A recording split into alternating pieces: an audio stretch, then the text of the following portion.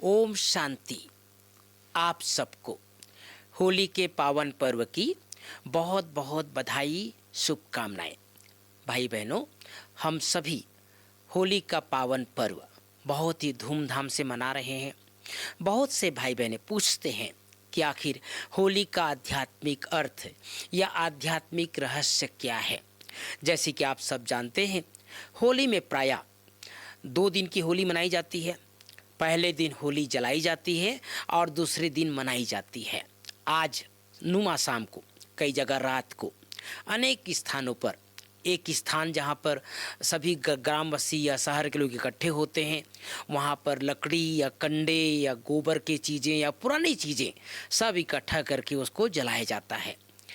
इसका अर्थ यही है भाई बहनों, जो हमारी पौराणिक कथाओं में गायन है कि भक्त प्रहलाद जो भगवान का बहुत भक्त था, भगवान को का प्रेमी था, भगवान को बहुत प्यार करता था, लेकिन उनके जो पिताजी थे हिरण्यकश्यप, वो भगवान के घोर विरोधी थे। वो भगवान का नाम भी सुनना नहीं चाहते थे। और इसी उपलक्ष्य में वो अपनी बहन को तैयार करता है, अर्थात भक्त प्रहलाद की बुआ जिसकी नाम होलिका थी, वो उसको खत्म करने के उद्देश्य से छोटा बालक को लेकर के, गोद में लेकर के लकड़ी के ऊपर जहाँ पर होली जलाई जाती है उसके ऊपर बैठ जाती है और इस लक्ष्य से बैठती है कि भले मैं भी जल जाऊं लेकिन ये बच्चा भी जल जाए, ये ख़त्म हो जाए। लेकिन क्या होता है भाई बहनों, आप सबने कथा में सुना होगा कि होलिका जल जाती है और भक्त प्रहलाद सुरक्षित बच जाता है। ये संगम युग का यादगार है भाई बहनों। जब हम भगवान से बहुत प्यार करते हैं, भगवान के बनते हैं, तो भले हमारे सामने अनेक बातें आएगी, अनेक पेपर आएंगे, अनेक परीक्षाएं आएंगी, लेकिन चूंकि हम भगवान को बहुत प्यार करते हैं, भगवान को याद करते हैं, तो बाबा हम सबका रक्षक बनता है। और दूसरी बात, दुनिया में भी और हमारे बाबा के घर में भी होली के दिन बाबा को भोग लगाया जाता है। एक दूसरे को, संसार में तो लोग जो है गुलाल लगाते हैं, रंग लगाते हैं, और एक शब्द बोला जाता है। क्या शब्द बोला जाता है? बुरा ना मानो होली है। अर्थात अगर मान लो किसी से किसी भी कारण से पूरा दुश्मनी है या आपस में बोलचाल नहीं हो रहा है, तो आज के दिन कम से कम सब बातें भूलकर आपस में गले लग जाएं, आपस में प्यार करें, एक दूसरे को मुख को मीठा करें।